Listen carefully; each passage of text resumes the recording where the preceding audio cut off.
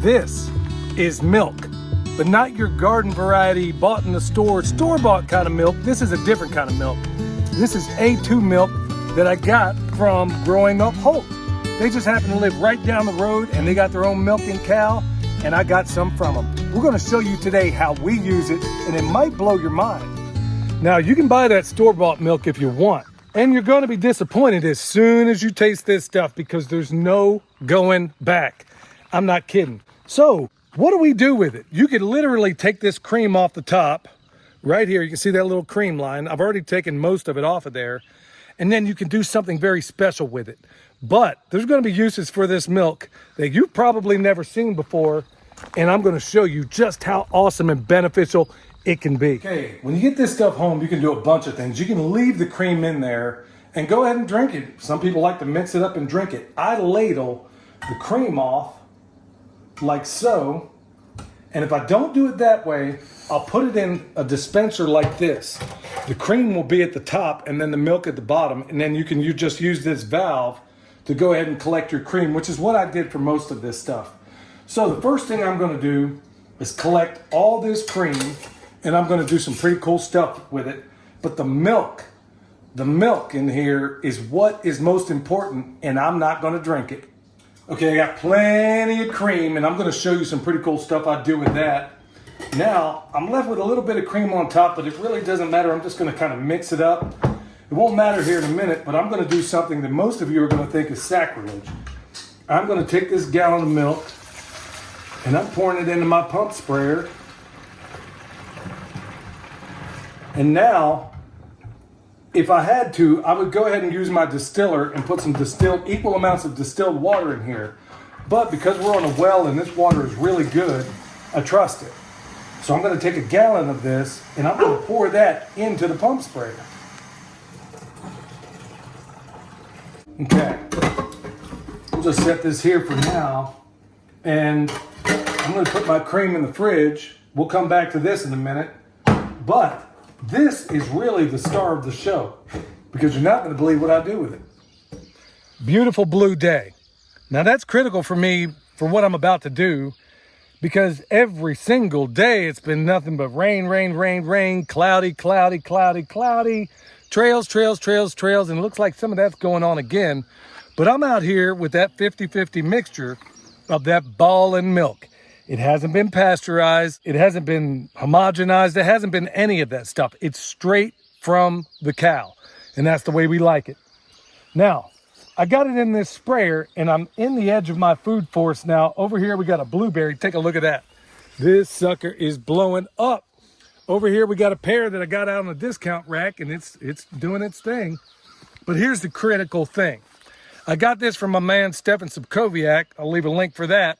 What is in here, this milk mixture, is basically going to be what inhibits certain fungal growth that may want to take over some of these trees. Now, by and large, I don't need to do it. Not right yet. I'm not waiting for the problem to start before I do it. I've been doing this ever since I learned it from him. Okay, my nozzle's a little bit messed up here.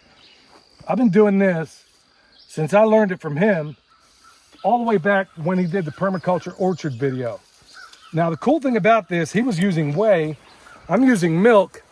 The cool thing about this is that it's taken over those sites. The same principle applies when we're using compost tea, is that we want all of the beneficial microbes to occupy every single place on this leaf that one of the bad guys might want to occupy. So to quote Stefan, you're not killing anything at all. You're just displacing it. You basically have, you have basically occupants in those sites before the bad guys can ever take over. That's exactly what we're trying to do here. That's exactly what we're doing here. The occupants are my good guys. And so the bad guys are like, oh, shoot, man, I can't come in here. I can't do what I was going to do. And that's exactly the point of all this. Now, another method that we use doing this would be the compost tea. This you may have to do several times. If I make compost tea and I put it on in the beginning of a season, I don't have to do it again. Just don't have the time for compost tea. So I'm using this in between when I'm able to do the compost tea. This is basically holding the real estate until I get my other boys in here, or girls, whatever the case may be. Now I'm even gonna hit this blueberry a little bit. The yarrow, all these other allies that I have here on the ground, they don't need it. Strawberries don't need it.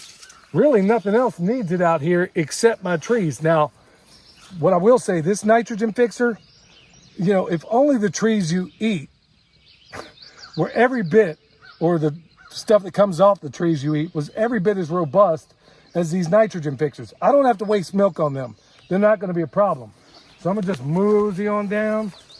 Got a blueberry right here and it is balling. Got one over here, got another tree. And I'm gonna do this on a sunny day because I don't want this stuff to linger. I wanna make sure I'm hitting it when it's nice and sunny as it is right now.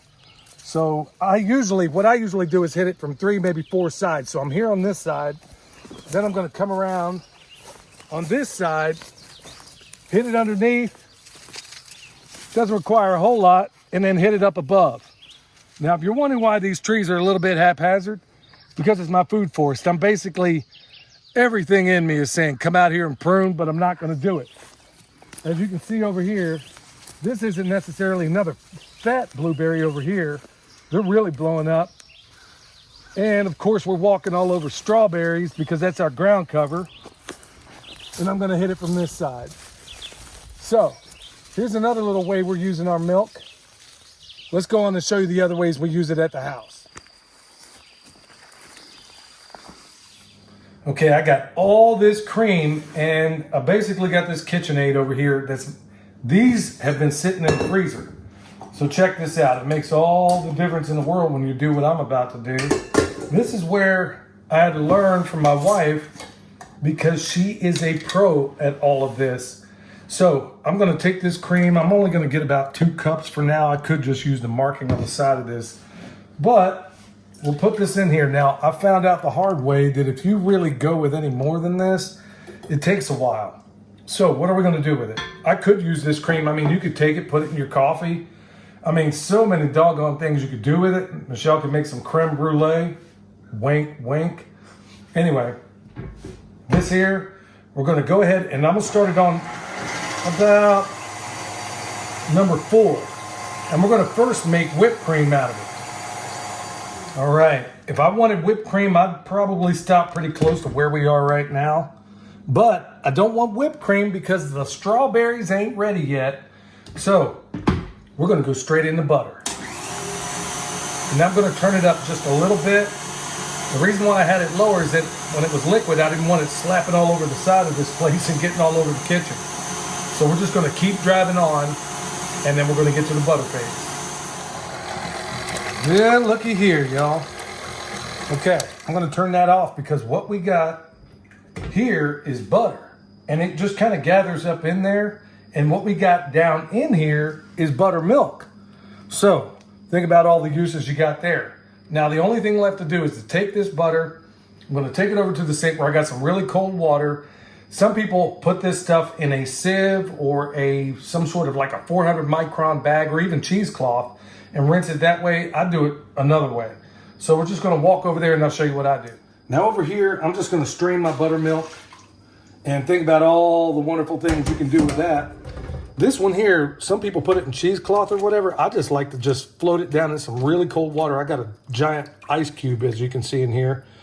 And I'm just gonna let this stuff, I'm gonna poke it out of here, get it down in there, and all I'm gonna do is gather it.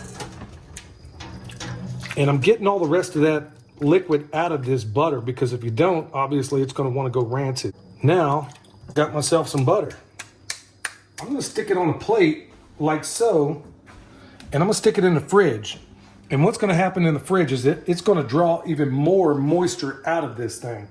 So that's exactly where it's gonna go next. And then I'll show you what I'm gonna do with it. All right, the only sensible thing to do at this point is try it out. So we're gonna take some of that homemade butter,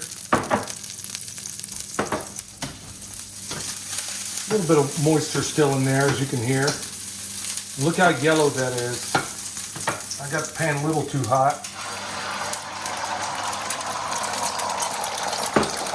Now, I'm kind of a Nazi when it comes to eggs. I don't like those slimy, sloppy eggs. I used to be able to eat over easy eggs until I met a guy named Sean Lee, one of my friends from my childhood.